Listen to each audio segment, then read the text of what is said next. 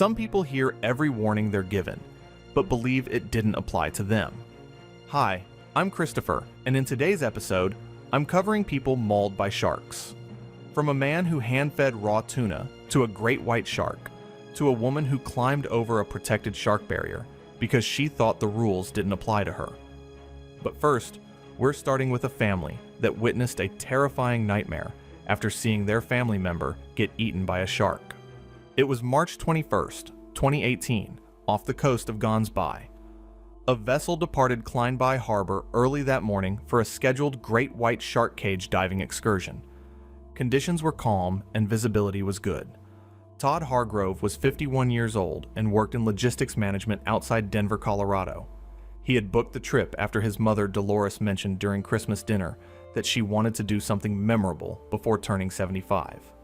Todd turned that comment into a full adventure vacation within weeks, despite nobody else in the family expressing interest in sharks. Co-workers and relatives described him as someone who assumed that paying for an experience gave him standing to question how it was run. The marine biologist running operations that morning covered the primary rule of the excursion during the safety briefing. No part of the body was to extend outside the cage at any time. Todd asked whether fingers holding a camera counted. Werner confirmed they did. I want to point something out here. He asked that question during the safety briefing and got a direct answer. The first rotation passed without incident. Todd entered the water during the second alongside his son, Bryce, and two other divers. Almost immediately, he started complaining about visibility. The viewing gaps between the cage bars were intentionally narrow. On the port side, however, one repaired section had slightly wider vertical spacing than the rest after part of a weld seam had been replaced the previous season. Todd noticed it within minutes and repeatedly forced himself against that section to improve his view toward the bait line above. Bryce grabbed the back of his wetsuit twice, trying to pull him away because he was shaking the entire cage. The marine biologist later identified the approaching shark as a male measuring roughly 15 feet that had been observed regularly in the area. Todd had managed to wedge part of his right shoulder and the side of his head beyond the plane of the bars, seconds before the animal arrived. Sudden movement close to an active bait line can trigger rapid investigatory lunges from great whites, especially in heavily stimulated feeding conditions. The shark surged upward toward the disturbance near the bait line and clamped onto the exposed area before immediately thrashing away from the cage. The impact slammed the entire structure sideways without warning. Bryce wasn't braced for it. His head whipped directly into one of the lower steel bars, hard enough to shatter his dive mask against the frame underwater. One of the other divers later said the sound carried through the cage even beneath the surface. Bryce immediately went limp for a moment after the collision before instinctively grabbing the side rail. Blood spread through the water around his face as the cage continued rocking beneath the surface. Crew members above heard shouting underwater and began raising the platform while Werner ordered the bait line cut immediately. Todd collapsed backward into the cage, bleeding heavily and showing no purposeful movement after the strike. Bryce surfaced dazed and disoriented, struggling to stay upright, while another diver held onto his harness during the lift.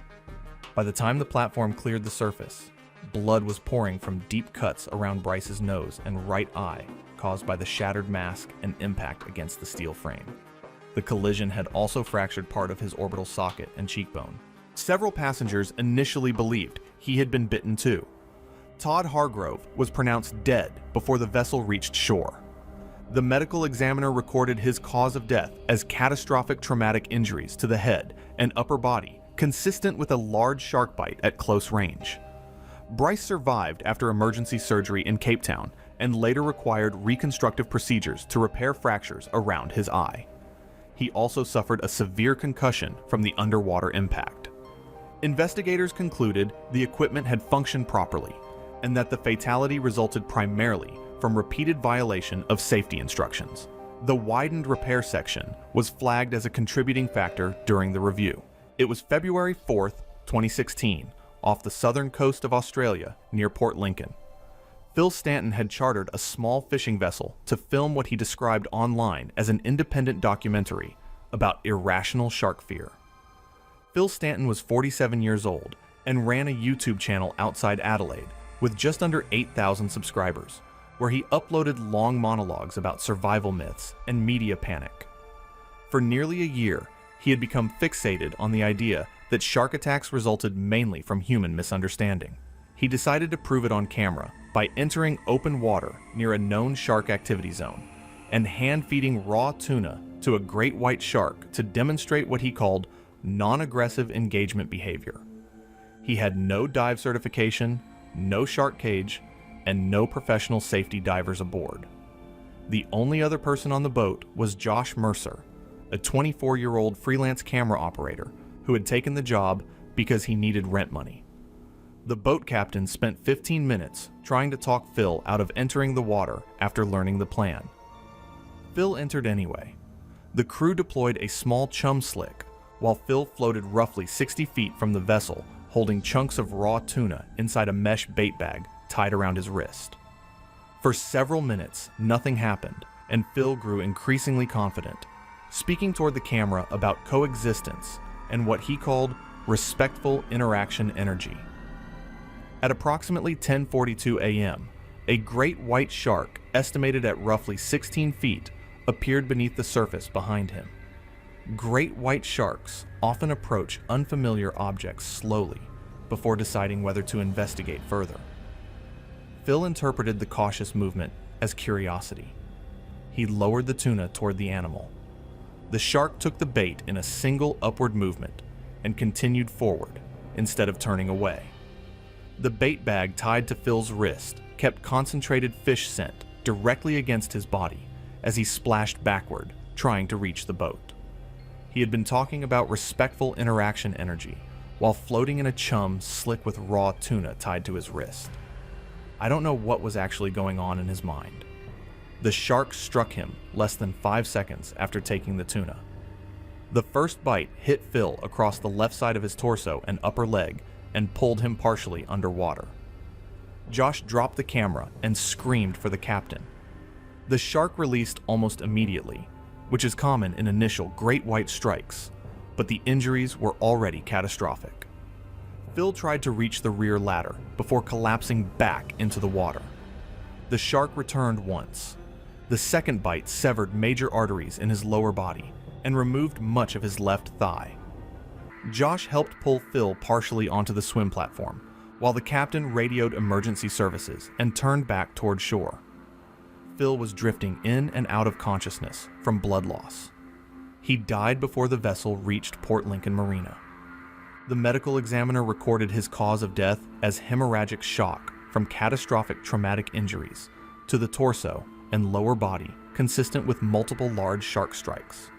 The authorities concluded no commercial operator violations had occurred. Phil had entered the water against repeated objections and had signed liability waivers before departure. Josh retained the footage and never uploaded it.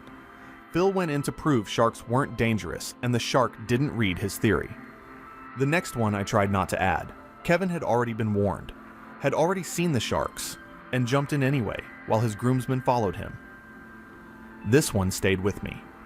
It was July 12th, 2015, farther offshore along the Gulf Stream edge, Florida. The Sea Runner had departed the marina early that morning, carrying 4 members of a bachelor party on a private offshore fishing charter. Kevin DeMarco was 34 years old and worked in commercial real estate outside Fort Lauderdale. Friends stated he became overly confident whenever alcohol and attention mixed. The group had started drinking before sunrise, and by the time the boat left the marina, Kevin was treating the trip like a floating nightclub. He jumped between moving benches, tried feeding gulls by hand while the boat was moving, and even joked around with a fillet knife before the captain stopped him. He was the groom. Roy Bennett had 19 years of offshore charter experience. Around noon, he deployed a chum line to draw amberjack to the surface. The fishing improved almost immediately. So did the shark activity. Within 20 minutes, 3 oceanic white-tip sharks were circling behind the boat. Roy told everyone to stay out of the water and explained exactly what species was present. Kevin accused him of exaggerating and insisted the sharks were just big fish. Roy repeated himself clearly. Kevin ignored him. Roy had 19 years on that water. Kevin had been drinking since before sunrise. The craziest part to me is this: Kevin was the one who decided Roy was exaggerating. At 12:47 p.m., Kevin jumped off the stern platform. 2 groomsmen followed immediately. The 4th stayed aboard because he had already seen the sharks. Oceanic whitetips are open water sharks known for aggressively investigating surface disturbances near active chum slicks. Sudden movement and splashing can trigger rapid investigative behavior even before feeding begins. The sharks changed behavior within seconds. One approached Kevin from behind almost immediately. Roy screamed for everyone to get back aboard. The first bite struck Kevin across the lower torso and upper thigh and pulled him partially underwater. A groomsman who reached toward him was bitten across the forearm. Roy threw flotation rings and maneuvered toward the swimmers. The injured groomsman reached the ladder first. The second uninjured friend followed. Kevin did not reach the ladder. The shark returned before Roy could reposition. The second bite caused catastrophic injuries to his left leg and lower abdomen.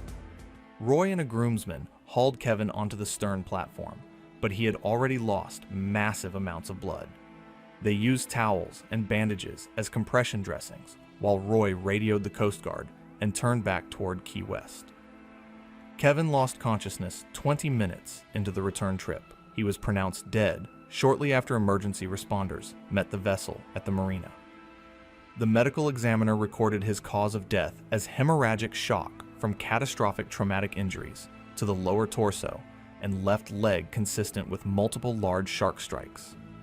The injured groomsman survived following emergency surgery in Key West. Kevin jumped in because he didn't believe the man who'd spent 19 years on that ocean. This next case I discovered in a now-deleted article is weird. She knew exactly what the barrier was for. Her husband confirmed it. She just decided it shouldn't apply to her. It was the afternoon of January 9th, 2016, at a marine park along the Queensland coastline. The protected swim zone had opened following the morning net inspection, and temperatures had climbed above 86 degrees. Linda Marsh was 52 years old and lived in Brisbane. Her husband Graham had spent years watching her argue with flight attendants, hotel staff, parking inspectors, and tour guides. Linda believed most safety rules were written for less competent people and rarely thought they applied to her. The protected swim zone had been installed after multiple shark sightings near nearby surf breaks. Floating rope barriers and warning signs clearly told swimmers not to cross outside the enclosure under any circumstances. Linda considered the warnings exaggerated. By noon, the enclosure was packed with families and tourists. Linda complained loudly that the water felt crowded and spent 20 minutes insisting the trip had been pointless. Graham mostly nodded. At approximately 1:40 p.m., Linda swam to the outer rope barrier. The water beyond it appeared calmer and nearly empty. Without speaking to lifeguards, she grabbed the rope with both hands and climbed over. A nearby swimmer told her she was not supposed to go out there. Linda believed she would survive 5 minutes. 5 minutes was the entire calculation. Not whether it was safe, just whether 5 minutes was short enough to get away with it. I'm lost for words. A bull shark estimated at nearly 9 feet had been circling the outer edge of the netting, following baitfish trapped against the current near the barrier. Bull sharks in warm water near a food source become increasingly focused the longer they remain in the area. They attack from below with almost no surface warning. The shark encountered Linda less than 40 feet from the barrier. It struck from below and behind, causing catastrophic injuries to her left leg and pelvic region before releasing. The force spun her partially underwater. Blood spread rapidly around her as the shark disappeared beneath the surface. A jet ski patrol team reached her in under 2 minutes and pulled her back over the rope using a rescue sled. Linda was conscious during part of the rescue, but had suffered massive blood loss. Lifeguards applied tourniquets and emergency compression dressings while waiting for helicopter evacuation. She was airlifted to a university hospital where surgeons attempted emergency vascular reconstruction alongside multiple transfusions. The damage was too severe. Linda Marsh died during surgery that evening. The medical examiner recorded her cause of death as hemorrhagic shock resulting from catastrophic traumatic injuries to the lower body consistent with a large shark strike. Investigators concluded the exclusion system had functioned exactly as intended, and that warning signage exceeded normal safety requirements. Linda climbed over a barrier that was working exactly as it was supposed to. The next one I genuinely find hard to explain. Patricia paid for a donor expedition, ignored every single registration requirement, and then acted surprised when the paperwork mattered. It was the afternoon of June 18, 2017, when CC Life Advocates hosted a donor shark tagging expedition roughly 3 miles off the coast of Bimini in the Bahamas. Patricia Gould, 58, owned a chain of home decor stores in Naples, Florida. Friends described her as someone who believed paying for access made her qualified to participate. She had previously ignored beginner restrictions during ski lessons and once rented a horse without admitting she had never ridden before. The shark tagging event interested her mainly because of the photos. Advocates had posted images of donors swimming near bull sharks, while marine biologists attached tracking tags. Patricia became fixated on getting similar pictures for social media. The registration process required proof of dive certification, a signed liability waiver, and attendance at a mandatory safety briefing. Patricia ignored every requirement except the payment page. When staff requested certification documents, she replied that she had extensive ocean familiarity. After employees explained that snorkeling experience was not certification, she stopped responding and arrived in Bimini anyway. The problem surfaced immediately at check-in. The lead marine biologist reviewed Patricia's paperwork and found no certification number, waiver, or medical forms. Patricia appeared confused that this mattered. She claimed she had snorkeled in Cancun and Jamaica and considered herself experienced.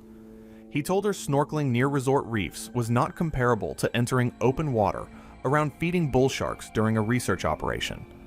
Patricia became irritated and repeatedly mentioned how much money she had donated. The marine biologist informed her she could stay on the vessel as an observer, but would not be allowed in the water. She kept bringing up the donation like it was a credential. In her mind, writing the check had already qualified her for whatever came next. That is the logic I don't seem to understand.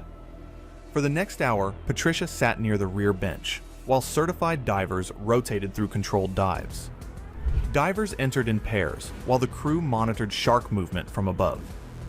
Tissue sampling occasionally left small blood traces in the water, which attracted additional sharks to the area. Patricia seemed more interested in photographs than the conservation work itself. She repeatedly asked staff to take pictures of her beside equipment, and once tried posing near the tagging tools before being told to move away. During a surface interval before the second dive rotation, several crew members were occupied changing tanks and reorganizing gear near the stern. The marine biologist had moved to the bow to review procedures with the next dive pair, putting the full length of the vessel between him and the swim platform. A volunteer was managing equipment at the starboard rail with his back to the stern. Patricia had been angling for a photograph at the swim platform for most of the afternoon. She sat down on the platform edge with her borrowed fins already on, positioning herself as though she were simply sitting for a picture, which was what she told the volunteer when he glanced back briefly before turning to secure a tank. She had the mask around her neck. When the boat shifted slightly in a passing wake, she used the movement to lower herself into the water in one motion, making it appear from a distance like she had simply slid forward rather than entered deliberately. By the time the marine biologist heard shouting and turned around, Patricia was already several yards from the platform. There were 4 bull sharks near the vessel at the time. 3 had already been tagged. A 4th had arrived shortly earlier after detecting blood residue from tissue collection, and the crew had not yet evaluated its behavior around divers. The marine biologist immediately yelled for Patricia to return to the platform, but Patricia only smiled and waved toward the boat as if she believed she was finally part of the dive activity. The unassessed shark closed the distance within seconds. It bit Patricia's lower left leg first, spinning her sideways and knocking off one fin before striking again, high on the thigh. Crew members reached her quickly, but the second bite had already caused severe blood loss. She was pulled onto the boat, conscious and screaming, while the crew applied pressure bandages and trauma kits as the captain sped back toward Bimini. During the return trip, Patricia drifted in and out of consciousness and became increasingly unresponsive. Emergency responders met the vessel at the marina, but the local clinic lacked the resources to manage the massive blood loss and tissue damage. While preparations were being made for an emergency air transfer to Nassau, Patricia suffered cardiac arrest roughly 90 minutes after the attack and could not be revived. Patricia entered the water because she thought paying gave her permission. Melissa's case took longer. She was stopped twice before she finally found the moment nobody was watching. This one I found deeply unsettling. It was the afternoon of September 6th, 2017, at an aquarium along the southeastern United States coastline.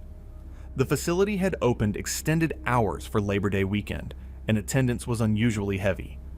Several temporary employees had been brought in to manage the holiday crowd. Melissa Carver was 44 years old and worked as an office manager outside Charlotte, North Carolina. A year earlier, she had participated in a supervised shark touch tank program at a marine attraction in Myrtle Beach, and afterward spoke as though she understood shark behavior personally. Over time, she developed the habit of treating aquarium restrictions as exaggerated liability rules rather than actual safety measures. The aquarium's largest exhibit was a 400,000-gallon shark habitat containing sand tiger sharks, a nurse shark, and a 9-foot bull shark. Above the habitat sat a restricted maintenance platform used by dive staff during feeding and cleaning operations. Access required a staff keycard, and the corridor leading to the platform was clearly marked employees only. At approximately 2:10 p.m., Melissa was stopped by an employee after trying to open a maintenance access panel and was escorted back to the public area. About 20 minutes later, she returned and received a second warning for lingering near the same corridor entrance.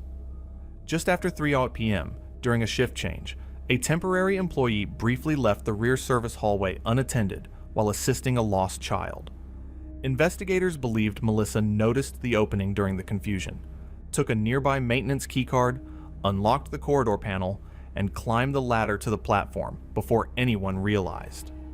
The maintenance platform extended several feet over the water and was surrounded by waist-high steel railings designed for trained staff wearing secured dive harnesses during controlled operations. Security footage later showed Melissa crouching near the edge while filming the sharks below on her phone. The bull shark made several slow passes beneath the platform, while Melissa leaned farther over the railing, attempting to follow it with the camera.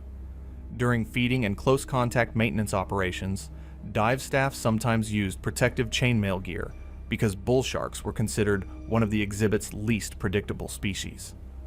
As the shark passed beneath the platform again, Melissa shifted her weight onto the lower rail to angle her phone downward. Her footing slipped almost immediately.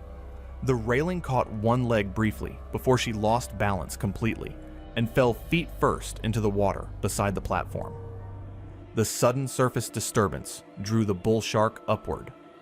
Witnesses later said the animal accelerated beneath Melissa as she resurfaced and attempted to grab the steel service ladder fixed beneath the platform. The shark lunged toward her right side, biting across her arm and shoulder before releasing. Melissa briefly managed to grab the ladder with her left hand while kicking frantically against the water. As employees rushed toward the platform above, the shark circled back once more and bit into her upper torso before moving away beneath the exhibit. Employees reached the platform moments later and immediately activated the habitat's secondary containment gates, while emergency dive staff entered the water in protective gear. Melissa was recovered from the habitat less than 2 minutes after the initial fall. She was still alive when paramedics reached the service corridor, but had suffered severe vascular injuries to her right arm, chest, and shoulder, alongside massive blood loss. Emergency responders transported her to a regional trauma center, where surgeons attempted emergency vascular repair and multiple transfusions. Melissa Carver died during surgery later that evening. The medical examiner recorded her cause of death as hemorrhagic shock resulting from traumatic injuries to the upper torso and right arm consistent with a shark attack. State investigators later concluded the enclosure itself had functioned properly, and that Melissa had bypassed multiple restricted access barriers after being stopped twice earlier that afternoon. Melissa bypassed 2 staff warnings to get to that ledge. The last one I want to cover didn't bypass anything. Kingsley just stopped paying attention during the briefing because he was filming it for Instagram. It was the morning of August 14th, 2019, when Kingsley Delaney boarded a 30-foot snorkeling charter out of Halewa Harbor on the north shore of Oahu. Kingsley was 38 and worked as a logistics supervisor in Scottsdale. After a difficult breakup earlier that year, friends noticed he became increasingly focused on posting adventurous content online. The Hawaii trip was meant to be a fresh start. Before leaving the harbor, guides gave a safety briefing about currents, staying with the group, and avoiding marine wildlife. They specifically warned guests never to approach sharks for photos. Kingsley paid little attention, spending most of the briefing filming Instagram clips on his phone instead. The snorkel excursion went normally for the first half hour. Most guests stayed together, following the guide above coral formations and schools of fish. Kingsley spent more time adjusting his GoPro than actually looking underwater. He was repeatedly diving down, alone, trying to film dramatic angles of himself swimming toward the camera. Around 40 minutes into the excursion, a 6-foot reef shark began circling deeper beneath the group. It was not behaving aggressively. According to the crew, sharks occasionally investigated areas where snorkelers disturbed bait fish near the reef edge. The guides noticed it and began slowly steering everyone closer together. Kingsley reacted differently. Earlier in the trip, he had apparently watched a viral video of someone swimming beside a reef shark for social media. Then, Kingsley surfaced briefly and announced this was going to be insane before swimming away from the group, despite one of the guides calling after him to stop. He positioned himself several yards from the others and waited for the shark to circle back. He was more focused on camera framing than the animal itself. He extended his GoPro outward, turned partially away from the shark to angle himself into the shot, and then reached out and tapped the shark on the snout with the plastic GoPro handle. Reef sharks are generally not considered highly aggressive toward humans, but sudden contact around the head can trigger a defensive reaction. The shark whipped sideways and bit down on Kingsley's right forearm almost instantly. Several snorkelers initially thought he had screamed through his snorkel as a joke until they saw the water around him turn red.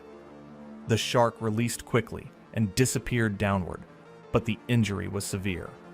The bite tore deeply into Kingsley's forearm, severely damaging muscle and severing major blood vessels near the wrist.